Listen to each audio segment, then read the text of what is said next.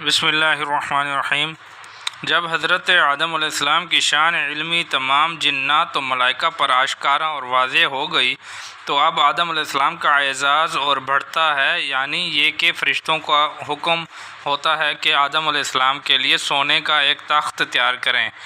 چنانچہ اسی وقت اس شان و شوکت کا ایک تخت تیار ہوا جس کے 300 پائے تو یاقوت سرخ کے تھے اور دوسری تیاری کی تو کوئی انتہا ہی نہ تھی۔ پھر حضرت آدم علیہ السلام کو جنت کی شہنشاہی کا وہ لباس فاخرہ اور جنت کے وہ ریشمی حلے پہنائے گئے جس کی خوبی کوئی بیان نہیں کر سکتا، اور پھر جنت کے جواہرات اور مرصع کاری کے زیور زیب تن کیے گئے اور جنت کا تاج سر پر رکھا گیا اور پھر اس تخت پر بٹھایا گیا۔ اس وقت آدم علیہ السلام کا حسن و جمال، اللہ اکبر، تخت شاہی پر بیٹھ کر جب آپ جوش مسرت میں آ کر مسکرائے ہیں تو جنت میں ایک دن نکل آیا اور فرشتے ماہو حیرت اور ششدر رہ گئے۔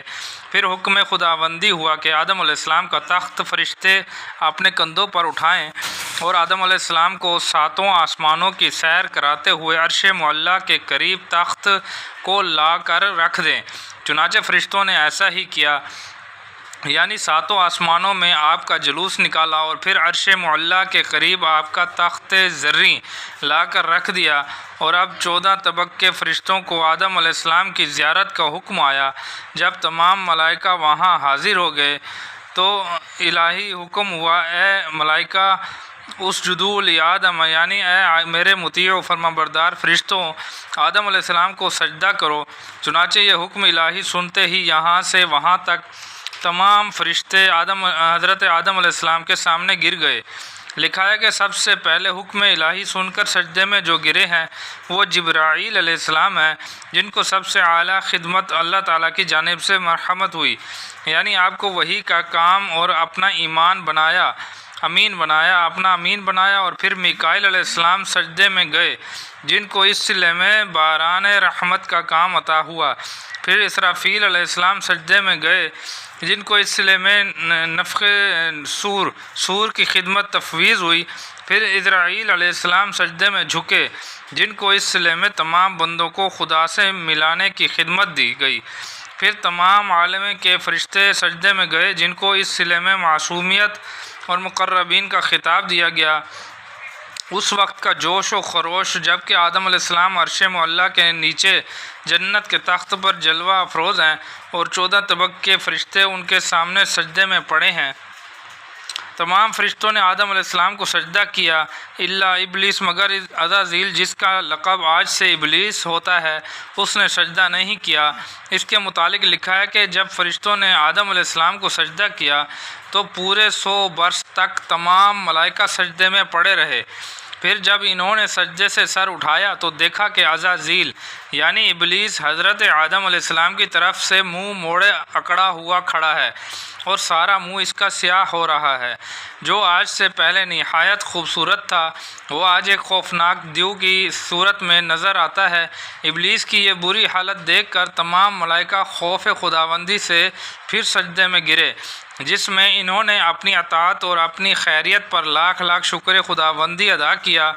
یہاں جناب رسول اللہ صلی اللہ علیہ وسلم فرماتے ہیں کہ یہ 2 سجدے فرشتوں کے مولا کو پسند آئے، اسی لیے اس نے تمام بندوں پر نماز میں 2 سجدے فرض کیے کہ ایک فرما برداری کا اور دوسرا فرما برداری کے ادا کرنے کے شکریہ کا۔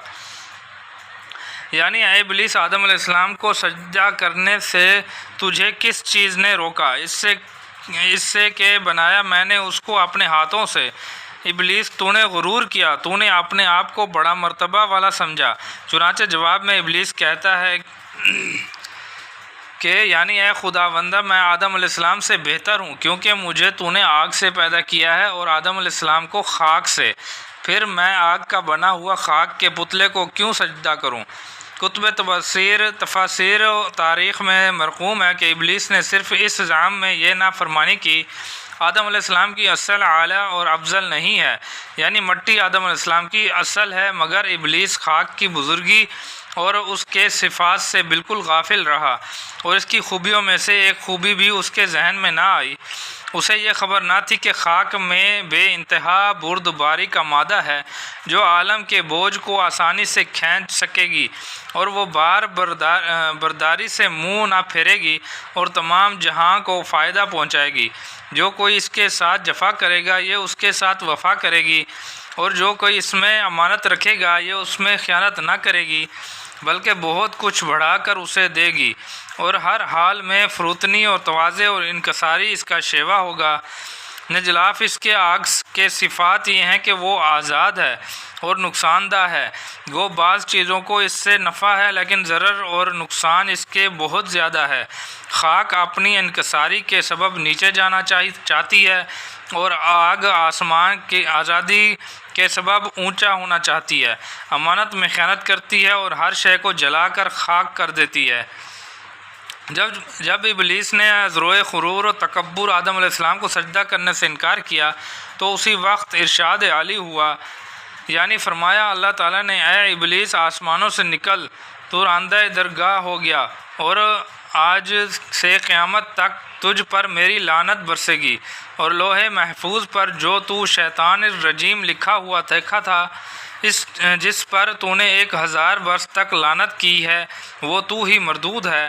چنانچہ یہ حکم ہوتے ہی ابلیس کا تمام لباس بزرگی و کرامت اتار لیا گیا، اور اس کو لعنت و پھٹکار کا جامہ پہنا دیا گیا، اور ملعون کر کے مقام قرب سے نکال دیا گیا۔ پھر سب سے پہلے حضرت جبرائیل علیہ السلام نے اس پر لعنت کی، پھر میکائیل علیہ السلام نے، پھر اسرافیل علیہ السلام نے، پھر تمام ملائکہ نے اس پر لعنت کا مینہ برسایا۔ لکھا ہے کہ شیطان کا حسن و جمال ملائکہ سے اچھا اور بہت اچھا تھا۔ اس کے بازوؤں میں جو پر تھے وہ یاقوت سرخ اور زمرد سبز کے تھے، اور نہایت نورانی صورت تھی، مگر آج غرور و نافرمانی کے سبب ایسی صورت ہو گئی کہ جو دیکھتا تھا وہ اس پر لعنت ملامت کرتا تھا۔ اس کے بعد فرشتوں نے اس کے پر نوچے اور آسمان سے زمین پر پھینکنا چاہا، تو نہایت واویلا کرتے ہوئے ابلیس نے حضور رب العزت میں عرض کیا، یعنی خداوندہ اگر تو اپنی حضوری سے مجھے نکالتا اور آئندہ درگاہ کرتا ہے تو کم از کم ایک مہلت مجھے ضرور دی جائے، وہ یہ کہ میں قیامت تک زندہ رہوں۔ چونکہ اس کی درگاہ میں سائل کا سوال پورا کیا جاتا ہے، سائل کو نہیں دیکھا جاتا کہ وہ نیک ہے یا بد ہے۔ اسی وقت ارشاد ہوا، ہم نے تجھے مہلت دی کہ اب تو قیامت تک زندہ رہے گا۔